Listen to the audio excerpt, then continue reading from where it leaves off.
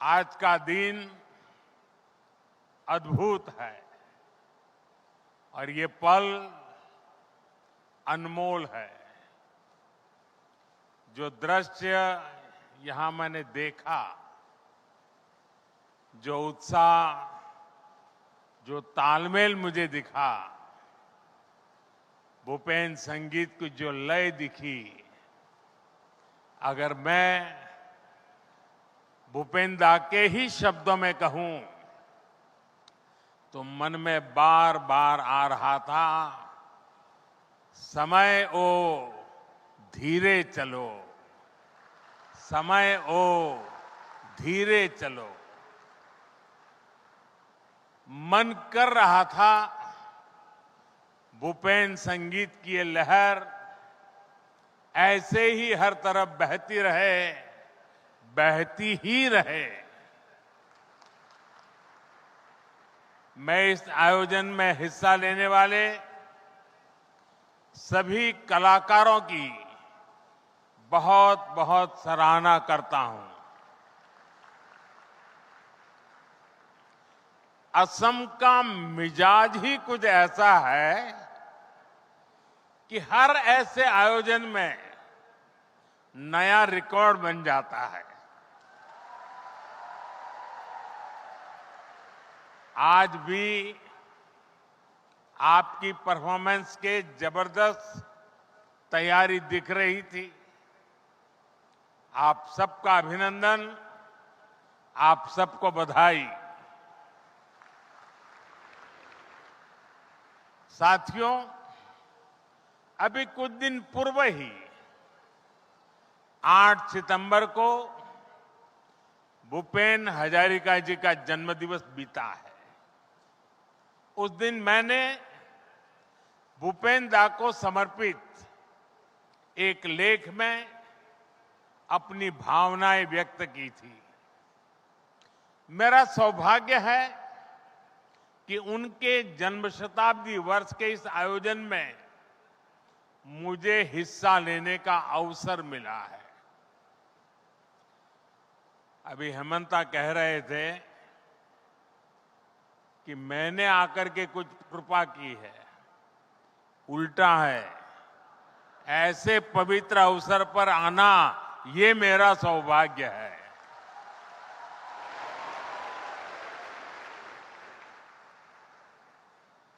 भूपेन दा को हम सभी प्यार से सुधा कोंठो कहते थे। ये उन सुधा कोंठो का जन्म शताब्दी वर्ष है जिन्होंने भारत की भावनाओं को आवाज दी, जिन्होंने संगीत को संवेदना से जोड़ा, जिन्होंने संगीत में भारत के सपनों को संजोया और जिन्होंने मां गंगा से मां भारती की करुणा को कह सुनाया। गंगा बहती हो क्यों, गंगा बहती हो क्यों। साथियों, भूपेन दा ने ऐसी अमर रचनाएं रची जो अपने स्वरों से भारत को जोड़ती रही, जो भारत की पीढ़ियों को झकझोरती रही।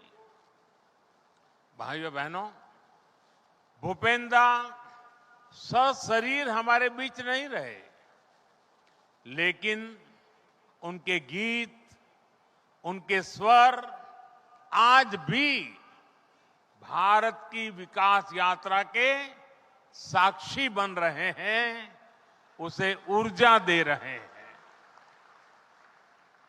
हमारी सरकार बहुत गर्व से भूपेन दा के जन्म शताब्दी वर्ष को सेलिब्रेट कर रही है।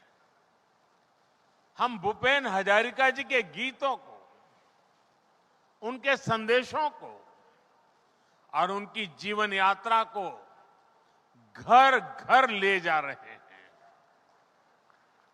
आज यहां उनकी बायोग्राफी भी रिलीज की गई है।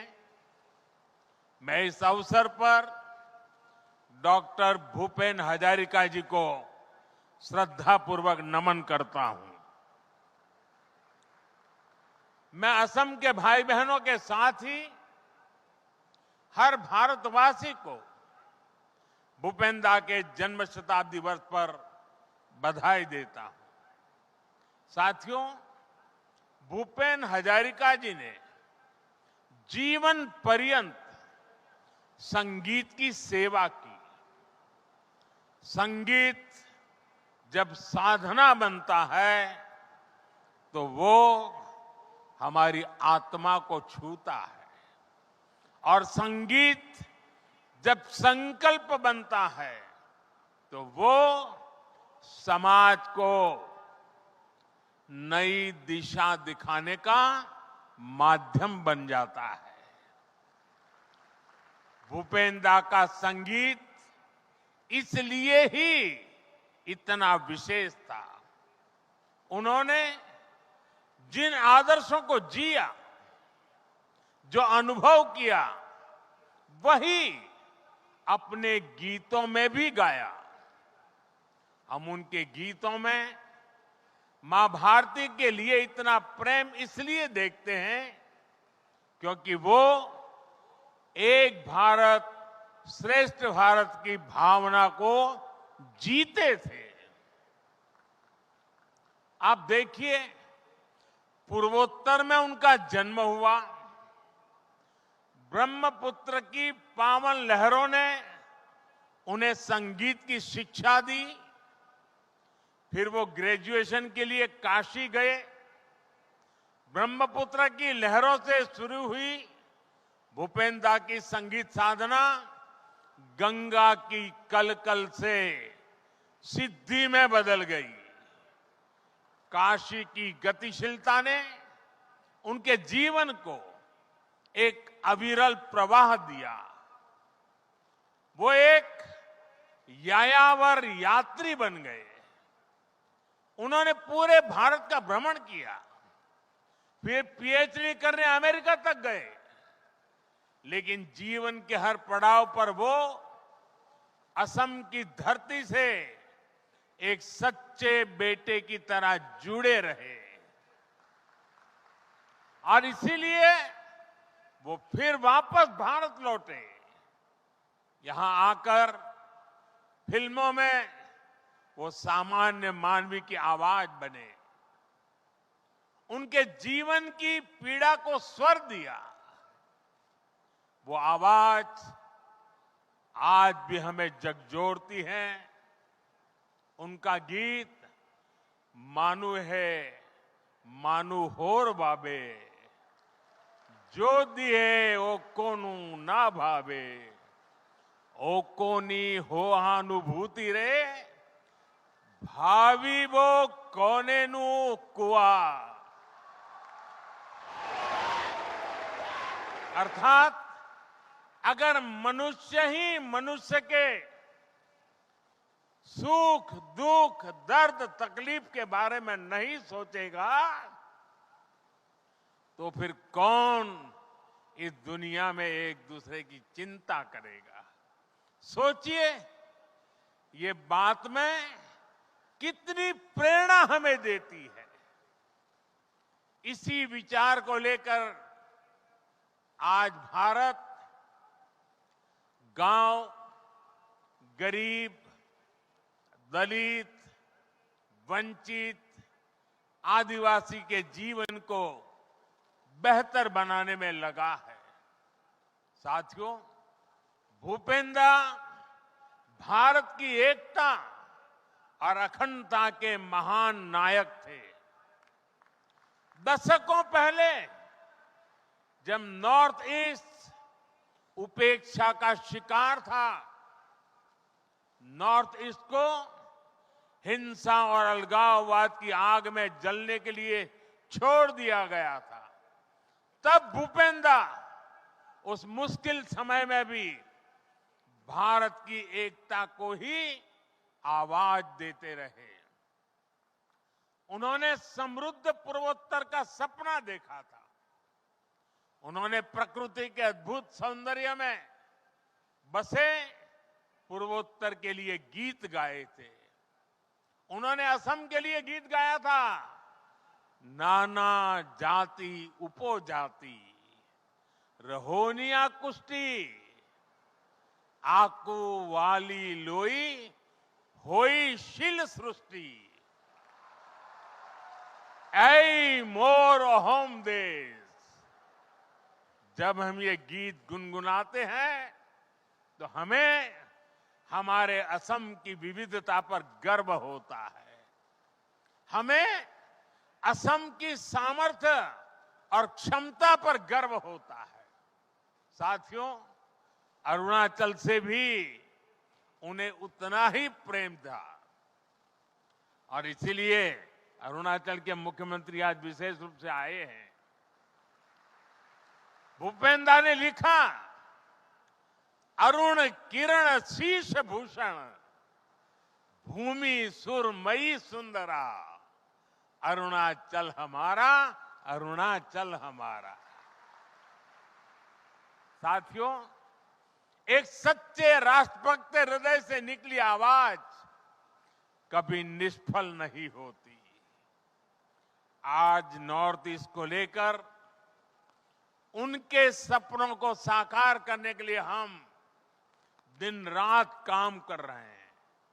हमारी सरकार ने भूपेंद्र दा को भारत रत्न देकर पूर्वोत्तर के सपनों और स्वाभिमान का सम्मान किया और पूर्वोत्तर को देश की प्राथमिकता भी बनाया।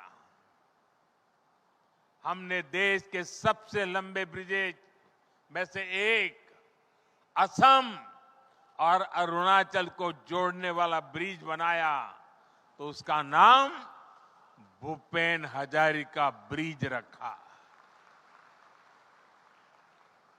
आज असम और पूरा पूर्वोत्तर तेज गति से आगे बढ़ रहा है।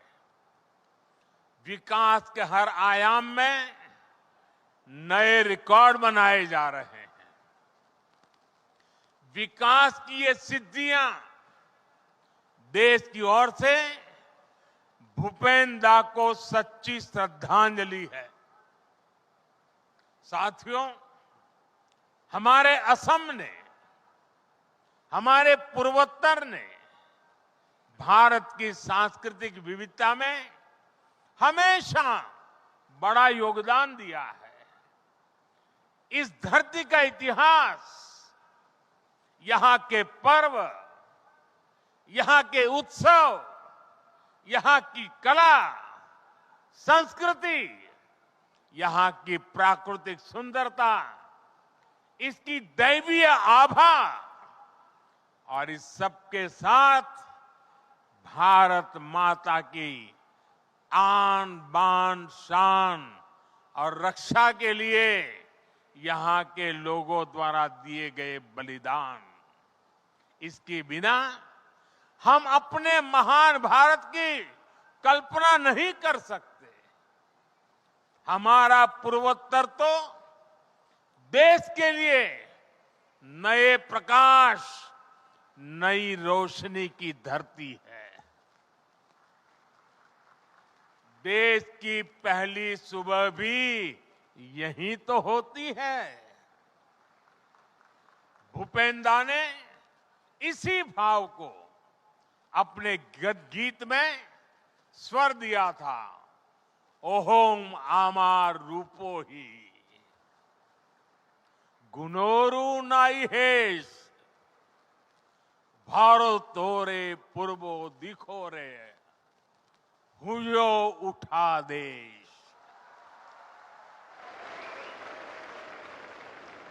इसलिए भाइयों बहनों, जब हम असम के इतिहास को सेलिब्रेट करते हैं तभी भारत का इतिहास पूरा होता है, तभी भारत का उल्लास पूरा होता है और हमें इस पर गर्व करते हुए भी आगे बढ़ते रहना है। साथियों, जब हम कनेक्टिविटी की बात करते हैं तो अक्सर लोगों को रेल, रोड या एयर कनेक्टिविटी की याद आती है, लेकिन देश की एकता के लिए एक और कनेक्टिविटी बहुत जरूरी है और वो है कल्चरल कनेक्टिविटी। बीते 11 वर्षों में देश ने नॉर्थ ईस्ट के विकास के साथ साथ कल्चरल कनेक्टिविटी को भी बड़ी अहमियत दी है। एक अभियान है जो अनवरत जारी है। आज इस आयोजन में हम इसी अभियान की झलक देख रहे हैं। कुछ ही समय पहले हमने वीर लसित बोरफुकन की 400वीं जयंती भी राष्ट्रीय स्तर पर मनाई है। आजादी की लड़ाई में भी असम और पूर्वोत्तर के कितने ही सेनानियों ने अभूतपूर्व बलिदान दिए। हमने आजादी के अमृत महोत्सव के दौरान पूर्वोत्तर के सेनानियों को, यहां के इतिहास को फिर से जीवंत किया। आज पूरा देश हमारे असम के इतिहास और योगदान से परिचित हो रहा है। कुछ समय पहले हमने दिल्ली में अष्टलक्ष्मी महोत्सव का भी आयोजन किया। इस आयोजन में भी असम का सामर्थ्य दिखा, असम का कौशल दिखा। साथियों, परिस्थितियां कोई भी हो, असम ने हमेशा देश के स्वाभिमान को स्वर दिया है। यही स्वर हमें भूपेन दा के गीतों में भी सुनाई देते हैं। जब 1962 का युद्ध हुआ तो असम उस लड़ाई को प्रत्यक्ष देख रहा था। तब भूपेन दा ने देश की प्रतिज्ञा को बुलंद किया था। उन्होंने उस समय गाया था, प्रोति जोबान रक्तोरे बिंदु, हा हा होर अनंत हिंदू, सेई हा हा होर दुर्जोय लहरे, झांसीले प्रतिज्ञा जय रे। उस प्रतिज्ञा ने देशवासियों में नया जोश भर दिया था। साथियों, जो भावना, वो जज्बा देशवासियों के दिलों में आज भी चट्टान की तरह बना हुआ है। ये हमने ऑपरेशन सिंदूर के दौरान भी देखा है।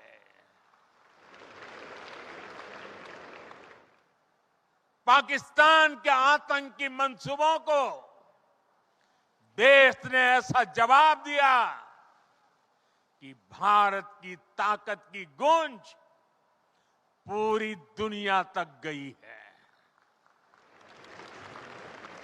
हमने दिखा दिया, भारत का दुश्मन किसी भी कोने में सुरक्षित नहीं रहेगा। नया भारत किसी भी कीमत पर अपनी सुरक्षा और स्वाभिमान से समझौता नहीं करेगा। साथियों, असम की संस्कृति का हर आयाम अद्भुत है, असाधारण है। और इसलिए मैं कई बार कहता था कि वो दिन दूर नहीं जब देश के बच्चे पढ़ेंगे ए फॉर असम।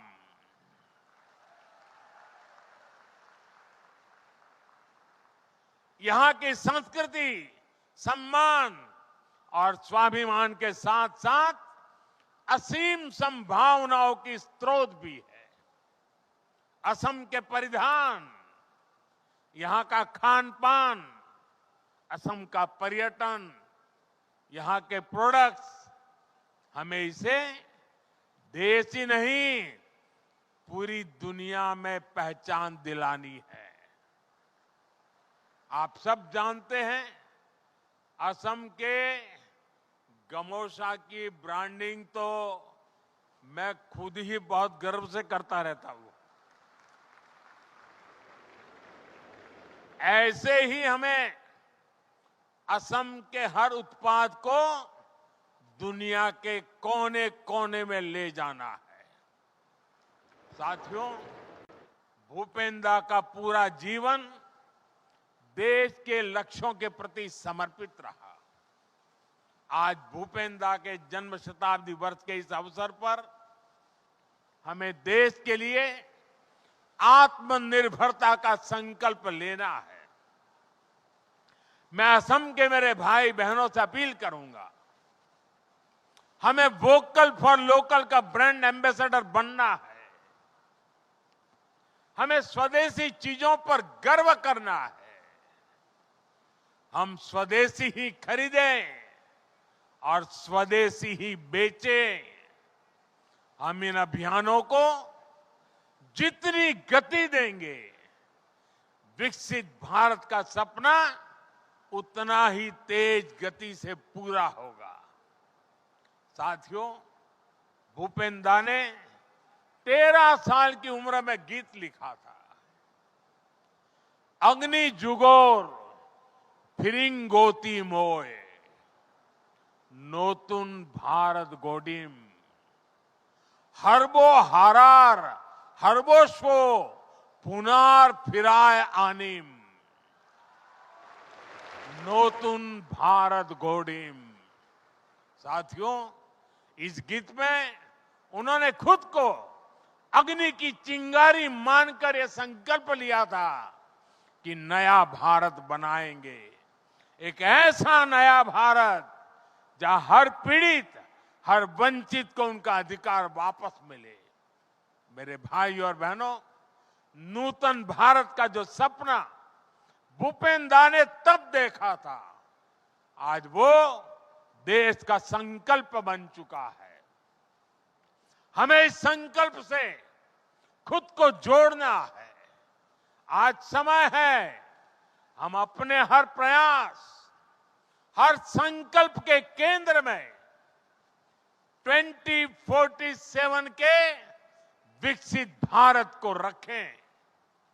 इसकी प्रेरणा हमें भूपेंद्र के गीतों से मिलेगी, उनके जीवन से मिलेगी। हमारे ये संकल्प ही भूपेन हजारिका जी के सपनों को साकार करेंगे।